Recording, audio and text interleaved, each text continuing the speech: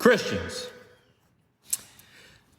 My friend here says that, so the next time a child is harmed, we're just going to say it's God's will. Yes, that's exactly what we say. Every birth is God's will. Every death is God's will. And every birth and every death of every single individual, regardless of age, race, color, creed, language, whatever. Every death, every birth is ordained by God specifically. He has ordained all who live, and he ordained all who die. And the breath that is extracted from the human soul that causes them to die is extracted from them by God. It is he who has determined the day and the appointment for which we shall all die, regardless of our ages. God has ordained it all. This may be a bitter pill to swallow for so many people who are always questioning why someone dies. Why did my husband or wife die? Why did my child or my son or my daughter or my grandchild, why did they die? Why did they die at this age? The answer is very simple in this regard, because God has ordained it to be so. Everyone has a set appointed day for their death. Why God allowed some people to live 100 years? Why he allowed some people to live 100 minutes outside of the womb? Why he does that? We don't know. He doesn't tell us why. But he has told us that death and life is in his breath. He has ordained them all. Not only did he ordain the death of all people, he ordained the way they die. He ordained the way they die.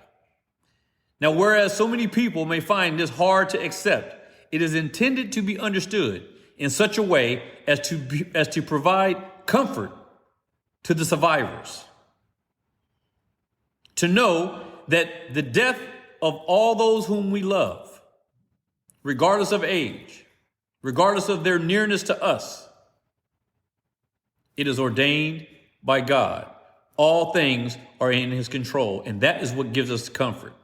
Because if it was outside of the control of God, then most people, all people, would have grounds to complain.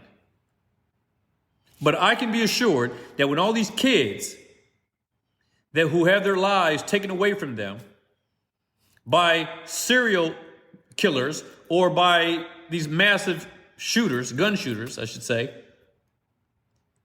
I'm comforted in one thing. Not only knowing that it was God who ordered their time to go, those kids, and as terrible as that is, it's a great comfort to me, because I know also that God will hold those responsible who allow this to happen. And that includes politicians that are in power who refuse to do anything about these guns. And before people start running at me about the Second Right Amendments, I don't give a crap about your Second Right Amendments, especially since 9 out of 10 of you don't even know what the amendment is talking about. But I do know one thing. God is going to provide a remedy and retribution for all those who have had a part in the murder of these children. He's going to get those who actually did it, but he's also going to get those who helped facilitate the opportunity for those who did it to do it.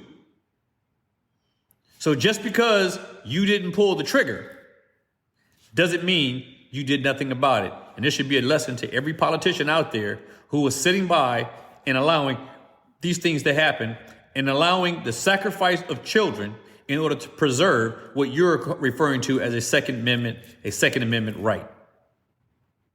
Because I'm pretty sure that the Second Amendment rights did not have in it the contemplation of the annihilation of children in schools. But it is knowing that God sits on a throne and knowing that he is in control of life and death for all people, every single person. That provides comfort and should provide comfort to every Christian soul who understands it. Because if you don't understand that God is sovereign in this matter too, you truly don't understand the God you say you worship. Be provoked and be persuaded.